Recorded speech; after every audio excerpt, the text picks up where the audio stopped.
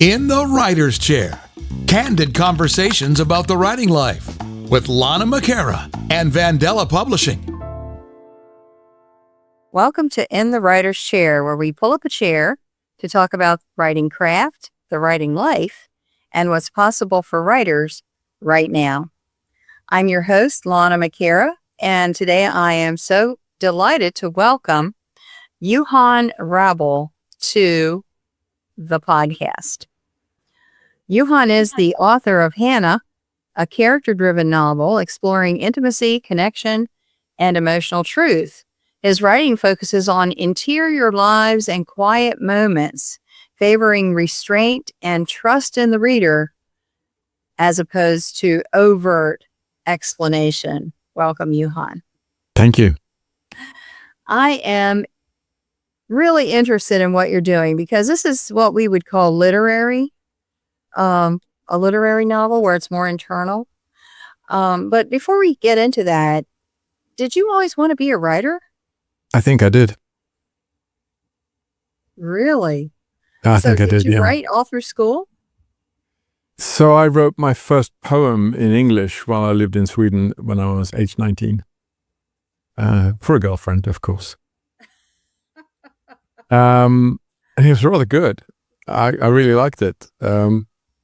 And I don't know, but then it got stuck in me. And it's also to do with what I was taught when I was at school, when people tell you, well, you start writing a book from the beginning and then you write it at the end and then you start again from the beginning and you edit it and then you do that several times. Like, that sounds exhausting. I don't want to do that. And then finding the right tools, finding the right way of doing it, and realize you can start in the middle and it doesn't make any difference. It's perfectly fine. It was a huge relief for me. Absolutely. You start wherever you're inspired to start. Yep. Whatever's fun. Yeah. Yeah, for sure. But you didn't write any more poetry, or have you got some poems hidden out there? So Yeah, I wrote a little, but I could never, I had just the right amount of heartache at that point in time at age 19 that I just really nailed it. But then, yeah, I didn't really have that much heartache after that, to be honest. So yeah, that reminds me. My ex-husband wrote poetry, a lot of poetry, and then when we got married, he never wrote another word. Never. There's something about that. I feel that about my wife. You know, it's like, yeah, I don't want to write poetry about her because I like living the life we have. I don't, her poetry reads a little bit of heartache, I think. Yeah, the heartache is what brings it out. Yeah, absolutely. So what led you to go with the character-driven story rather than a plot-led story? I don't know. It's just this is the way the story came out. It was almost fully formed in my head before I started writing it. And it just tumbled out of me at an enormous speed. And dictation, be able to dictate is being the biggest shift in sort of technology that I use. Be able to have computers that actually understand what I'm saying, despite the slight accent, has been hugely helpful. And that, I think, is the thing that opened the floodgates a little bit. That's so interesting because I tried to do voice activated typing, it was called Dragon Naturally Speaking back in those days. Yeah. And I found out that my muse comes out of my hands. If I wasn't typing, I wasn't able to process as quickly. Did you start out using voice? So for me, it's the opposite. These are exceptional editors, but they're not creators. My voice is my creator. The unfiltered truth comes through my voice. So when I have a creative scene, I need to dictate it. It has to be. And I can dictate and I can see the characters. I can follow them. I can hear what they're saying. And that works. And Whisper, which is part of the sort of AI now, is actually phenomenally good at understanding human speech. It is beyond anything. And you can just talk to it and it just understands everything. Even if you change language in the middle of it, it understands. Wow. And is that associated with any particular AI, or is it? No, you can download it. So on my computer, I have the Mac version of Whisper installed, and I dictate to it all the time. I hardly ever type on my computer. I say I can't be bothered. I just talk. And then when I come to editing, my fingers come out, and then I edit and polish and edit and polish. And sometimes I shove it into a local AI just to clean up my dictation, and then so I can get it structured, especially when you do a lot of repetition and stuff, but never for nuance and never for purpose kind of thing. It's still my voice, but it makes it a more efficient process using AI to help clean up the dictation, especially if you've dictated for like 5 or 6 minutes and you've just been on a flow, and halfway through it you changed your mind and you kind of, oh no, we're not going to, it's going to do it like this is how we're going to do it. Yes. And it can just go, yeah, all right, here's your clean dictation. Thanks very much. So that helps a lot. Yeah. That is so fascinating to me. I dictate on my phone, but I don't use it on my computer. So, wow, really interesting. So AI has been able to speed things up for you, even though you're doing your own creativity. It's not an AI written book. It's your book. Absolutely. Yeah. How I mean, so I said the book was fully formed, and I'm not saying this to brag. It's just to understand how fully formed it was in my head. We got 80,000 rough words down in about 3.5 weeks. Whoa! Because I dictated all of it. Wow. I basically read the book out as it was in my head. Now, those 80,000 words weren't good 80,000 words, to be fair.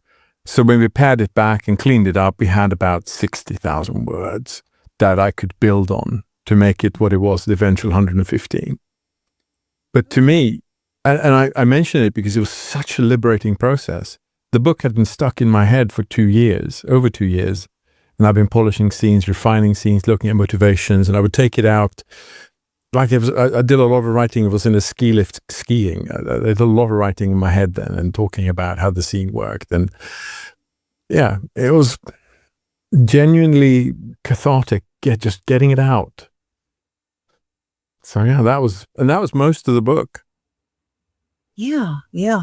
I can see how that would work because for me, the first draft is the hardest. It's always like really tough, getting it all formulated in your head and all of that. So you had a fully formed novel that just Pretty much popped. Yep. And the second book I'm writing now, what I find most fascinating and what I enjoy the most is the creative process. Mm-hmm. That thing when you don't have guardrails and you can just start creating the story arc and you can work on it and you can sort of experiment with different things. Like, oh, that works, that doesn't work. And I find that's a very pleasurable experience to me. And then I find that when you get you need to tighten it to a proper draft, that's a bit more tiresome. Because it feels, it's that moment when you have a fragmented set of work. It's all fragmented and you're looking to kind of make it cohere into a consistent story that works from start to end. And that's a tiresome, worrying and tiresome process because you invested so much in creating it and now you need to distill it into something that actually works in a book. Right. Editing process. Yeah. For sure. So this book, can you give us like the setup of what was your core problem that the character had to, resolve? What was that like? I took a lot from the dating world as it is today and a lot from what I see about people behaving when they're around each other. And you take two people. You take a beautiful young woman who is admired and wanted by many, and you take her and you make it the man's achievement to be with her. And then, so she becomes restrained, she becomes guarded. And then you take a man who's cared for someone for 6 years through cancer, and the emotional toll that took him, and how much he gave of himself when he had nothing left to give, and how he then makes a hard right, say, I'm not going to do relationships. It costs too much. Just that the pure risk of being in a relationship is too much. And then you put them on a platform in the morning. And as the first words of the book is, Hannah hadn't meant to stare, but she does. And how they meet each other.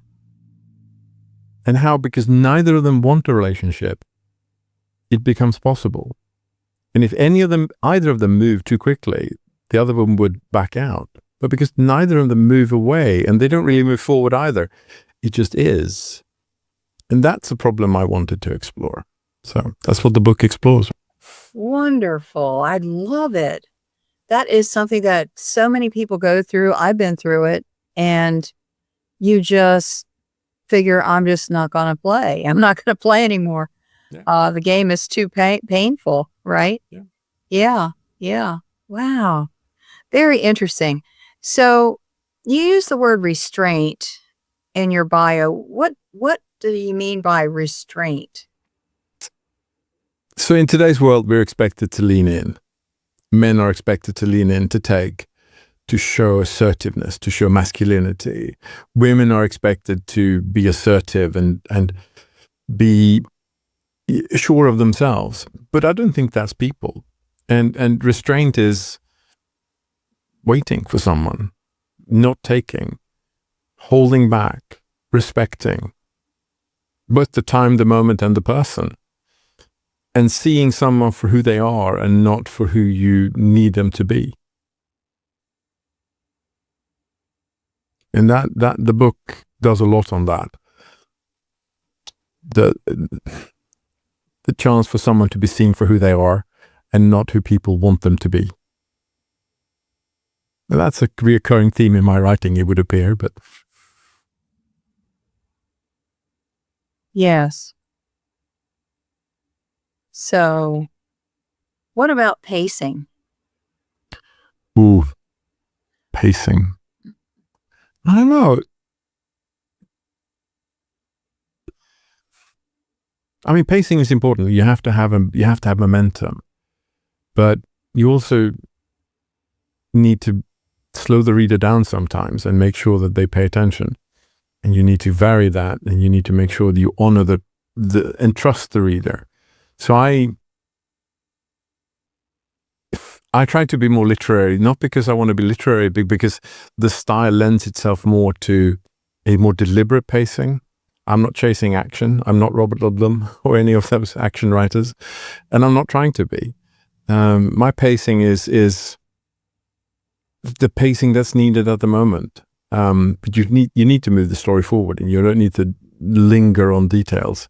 And that's something I could never do. I've read books in the past where you sit with 3 pages of description of the world and the room and the furniture and the people and no, that's not my style. So I tend to lean in, which is why the first word in that book is Hannah hadn't meant to stare, because I want to lean into the action straight away.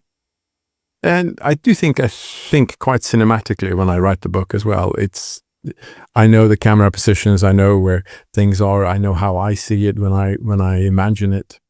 That kind of helps. Yes. I've got so many more questions for you. Go on. That's awesome.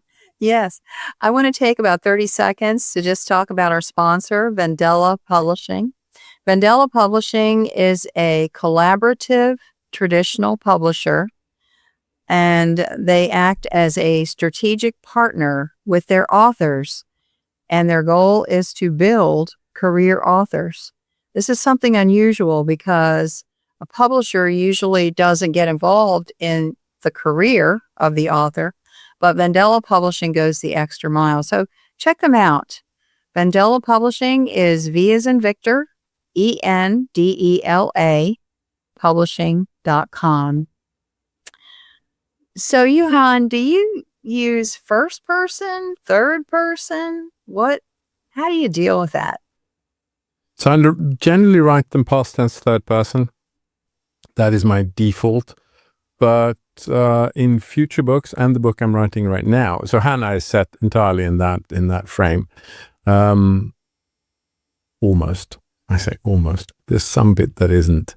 But generally, I also experiment a little bit with other narrative models, because I think it's interesting, and it changes the emotion and the investment in the characters if you move to first person sometimes, or if you stay in first person. But it also makes it much more difficult when it comes to other people's emotion, because you can't make the people mind readers, so they don't really know what's going on around them. Yes. But that's sometimes helpful and sometimes not. Yeah, they have to give themselves away somehow if you can't read their mind.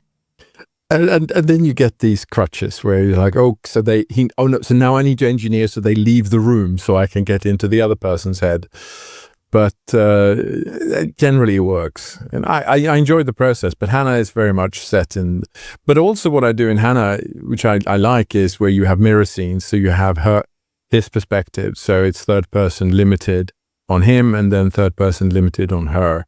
Because I think and that's something I don't think that many do, because it helps immensely to see both perspectives of an event, especially at the start of the book when they're trying to understand what's going on, and also later in the book when they have different perspectives of something to just experience together. And I think that's important to show both sides. But yeah. Yes, I did one like that. It was a long time ago, a lot of years ago. It was so challenging to go from first person on one to first person on it, which you're saying third person on both. I get that, but I tried doing a dual timeline first person. It was really challenging. But at the same time, I mean, you really did get in there. You do. And I think first person present tense, I'm afraid of that. That's something that would scare me, because that's very hard to do right. Yes. So the current one you're working on, is that first person past tense? It's a mix. Oh, it's mixed. So one character holds first person narrative and the other characters hold third person limited. Okay. Wow. We'll see how that works out. Yeah. It worked out so far. It's almost finished, but it's been interesting. Yeah, I'm sure it has. Keeping it all straight too. You know, when you're in a scene and then you're thinking about what the other person, all of a sudden you realize, wait a minute, I jumped. and oh no, I wrote it in third person as normal because that's my default. That's what happened a lot. So now I have to rewrite it as first person. Doesn't take too long normally, but it's still frustrating when you realize that you've defaulted into third person. But Hannah is comfortably third person. And for that book, I think it really works. It is the right narrative model for it. And it makes both characters feel very even, which is kind of the point of the story a little bit, that they're in very much partnership. So no one carries more interior weight than the other. And I think that's very important. Yes. What about omission? How do you decide what you're going to reveal and what you're going to let the reader come to their own conclusion about? So I try to write as little as possible, to be fair. That's my standard approach. Write only what's needed and trust the reader to work the rest out. That's how I feel about the reader, because I find it very difficult, and I don't much like books where you feel the yellow highlighter is everywhere on the book. Oh, here's an important emotion. Notice this one. Oh, notice this. It feels like I'm not getting into the book. Whereas, some of my favorite authors, they don't let you. They say, if you're not in this, you're not going to get it. You have to invest in the book. You have to listen to what I'm saying about the characters and the story and the plot line. I may not like what they do all the time, but I do really like their writing. And Johan Raubel is exactly one of those characters. I don't really like the way he does where he leaves the emotional residue all there.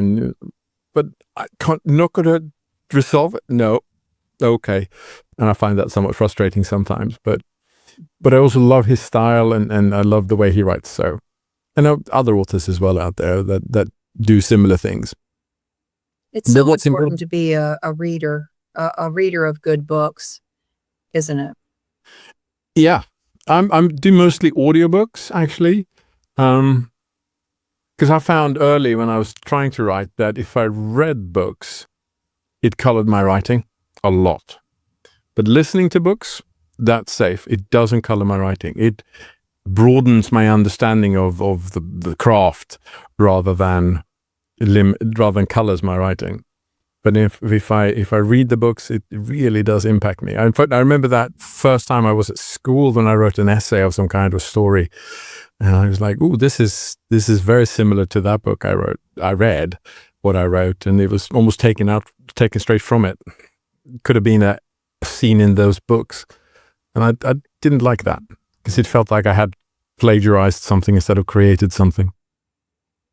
Yes, I understand. I wrote a book one time about a historical event, and I purposely did not read other historical novels about that same event. I didn't want to have that getting into my mind. I wanted it to be my own Yep. work. Yeah.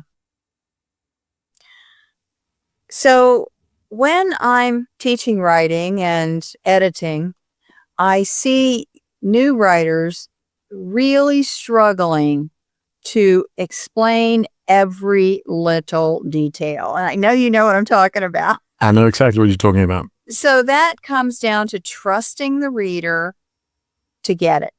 What took you into that, shifted you into that way of thinking from what typically new writers, do? Because when I read it, I don't like it. And the biggest shift was actually, there's some software I can install, I have installed on my phone that allows a text file to be read out to me. So what I would do with Hannah especially was, when I was kind of learning the craft, was to listen to the book spoken. And I would go, "Oh, this is bad." And I would highlight sections that, "Oh, this is terrible." And it's terrible because you're kind of laboring a point, or you're explaining some minor detail, or you're adding extra words to pad out a sentence that are just not needed, because the whole meaning is completely clear with fewer words, but you still added more words. And that was an important kind of counterpoint to me, that listening to the words I'd written and understanding how they sounded back to me. I think that helped a lot with exactly this that you mentioned about avoiding all the little details, because I listened to so many audiobooks, I get a good reference point. And it kind of, it worked much better. But it was quite distracting and disturbing for me when I started and listened to this, and I'm going, "Oh, is this bad? Oh no." And I doubted my craft. But then, you sat there and you worked through it, and then it suddenly felt, actually, this is a lot better now. And I'm actually in the middle of editing the audiobook of Hannah, and that's a very humbling experience. Yes. You're kind of going, that word, I should have edited that word out more often than I did. Why do I use that word so often? We hit our pet words, and we just keep on pounding on them. Just keep on. And different books have different pet words. It's just, in the new one I'm writing, enough is enough. There's just too much of enough. And in Hannah, it was too much of other words. So, it's, But hearing them and seeing them and then taking them out was hard, and I didn't do a good enough job of it. So, but I can't. The book is what it is. And that's also the thing for me, was when I finished the book, I kind of empty my head of the book. So I don't really know. I can't really recite Hannah. I know the broad outlines of the book. I can probably put things in roughly the right timeline, but I don't hold the book in my head anymore. And that was very satisfying, being able to let go of it. Okay. Having held it in my head for over 2 years. Yeah. So what's next? Your next book? Is it another romantic encounter? No. Or? It's more literary. It follows two people through 20 years of their life. Okay. Are they related to each other, or are they married?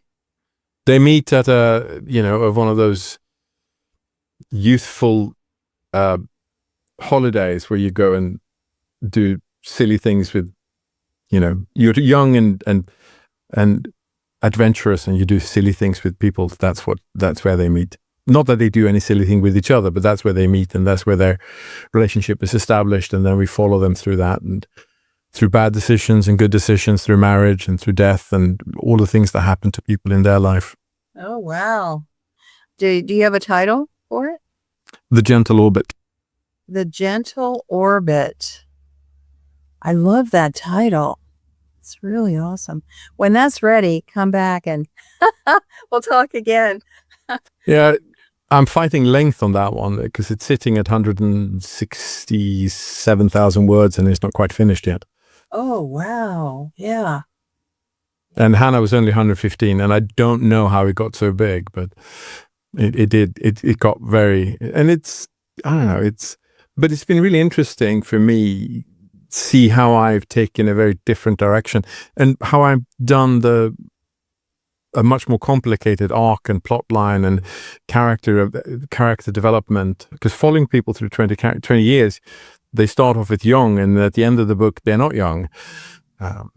So, and making them feel like they're not young anymore in their decisions and how they speak and how they talk, especially people who come back from grief. When I call them reassembled rather than healed, because people who come back from genuine grief aren't really ever back. They're just reassembled slightly differently, but still functioning. And Oh, yeah. I understand that. Yeah, especially losing a life partner. Yeah, definitely. But I'm looking forward to July, August, when I'm going to start Hannah book 2. So that I'm already itching to get going with that. Yes. So what about publishing? What did you decide to do for publishing? So I'm mostly self-published in a way, but I have gone with a main sort of pod print-on-demand partner. And I'm also setting up I also set up my own little publishing studio.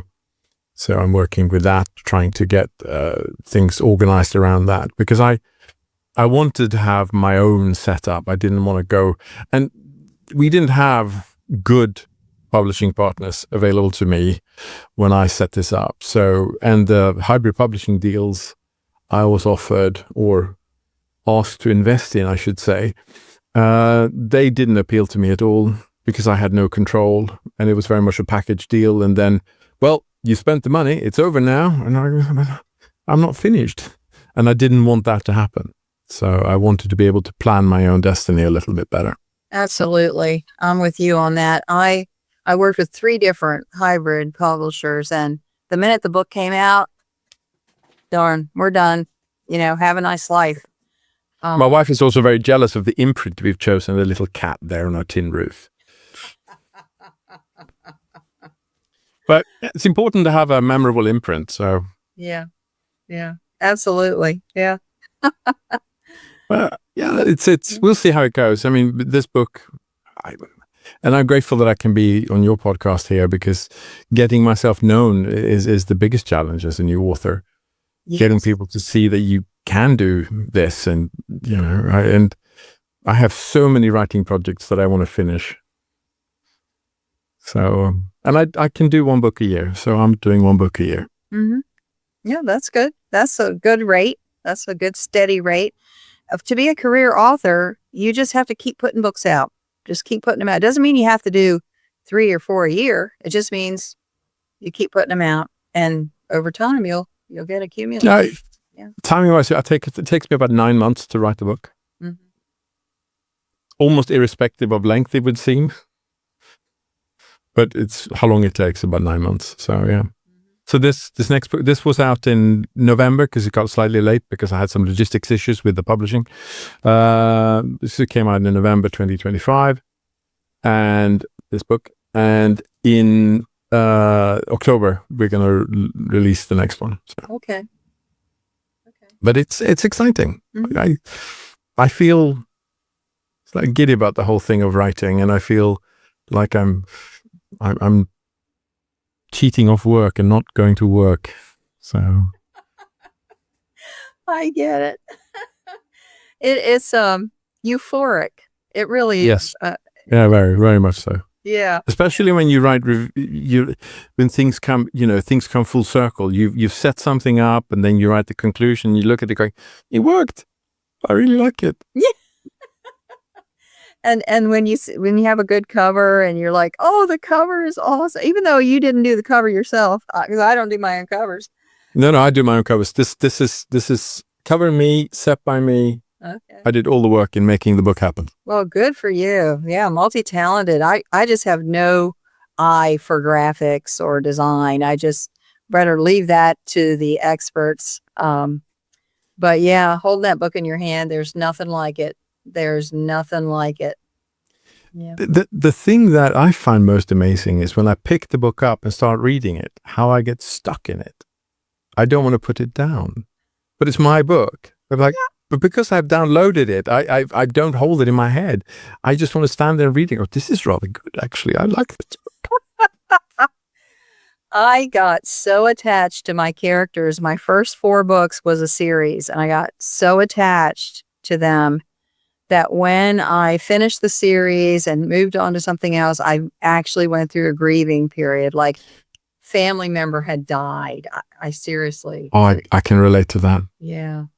So in a future project that I've been sort of sketching on, because sometimes I have to take a break from the book I'm working on, and I do that by working on another book, because that's what we do. And I had to write my first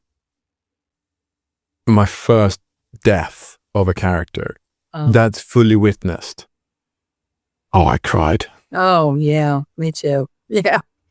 I cried. So hard. Yeah. It's not that good, by the way, what I wrote, but it's good enough as a starting point for some refinement.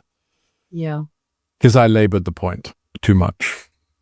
Exactly what we discussed earlier. It's far too detailed, it's an expose in someone dying, and it shouldn't be. It should be restrained, it should be withheld, you shouldn't say what we need to say to give the character the dignity and the reason that they need. But yeah. I had we have to be ruthless. We have to be ruthless and do what's best for the story. And it really pains us. We suffer. It's real.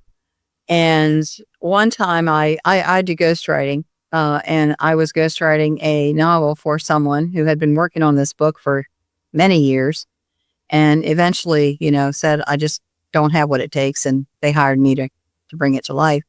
And we got to a certain point in the story, and I said to him, this particular character right here needs to die.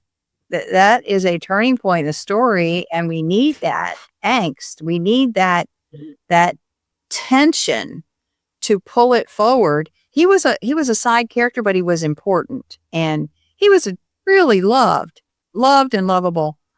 And my client said, we can't kill him. We can't kill him. He wimped out on me. He wimped out on me, and the story suffered because of it. And at that point, I realized we really do have to be ruthless in We do. what we do. And sitting there and taking things that you love. Yeah. Because I have children in the book that I'm writing now, and some of the things I love with the children. And you kind of going, yeah, this one has the same emotional heartbeat, emotional subtext as the other scenes. So this has got to go, and you just delete it. It's gone. Yeah. Yeah. But that comes back to where we started about craft, about learning and using the right tools. So I find working, I don't know what tool you use to write your books in, but I use Scrivener. And it's a terrible tool for finishing a book, but in the crafting stage, I find it excellent for me because I can write bits and I can assemble them, I can move them around, and I don't have to follow. The timeline is on the side, but I don't have to worry about it. The actual individual sections of text, and I can put things in, I can take things out, and it's very easy, and it doesn't feel so destructive. And I don't have to delete them. I can put them into a folder and say, well, these are things that didn't make it. Yeah. And that to me is, then come back to what I said earlier about how I learned to write and what I was taught when I was at school. That transformed, just be able to see it differently and write it differently and hold the story together differently. First of all, it never feels big because every bit is, I don't know, between 400 and 4,000 words. Never more than that, really. If 4,000 words is even probably less than that. most of them are around 1,500 to 2,500 words, to be honest. Mm-hmm. Yeah. So how do we get more? Your website or somewhere else? Yes, my website is great. Hannah is available on Amazon, and you can probably order it from most bookstores as well, actually. But it's available on Amazon. It's available from my website. You can look in on it there. The first chapter you can either get through. The easiest is either join my mailing list on my website, and you get the first chapter for free, or you can just download it on Kindle if you want to read it on Kindle. So it is available, hopefully everywhere that you would need to look for it. Okay, that sounds great. Well, Johan, thank you so much for Thank you. us today. Been amazing. Yeah. And thank you for being with us today. Thanks for pulling up a chair. We'll see you next time.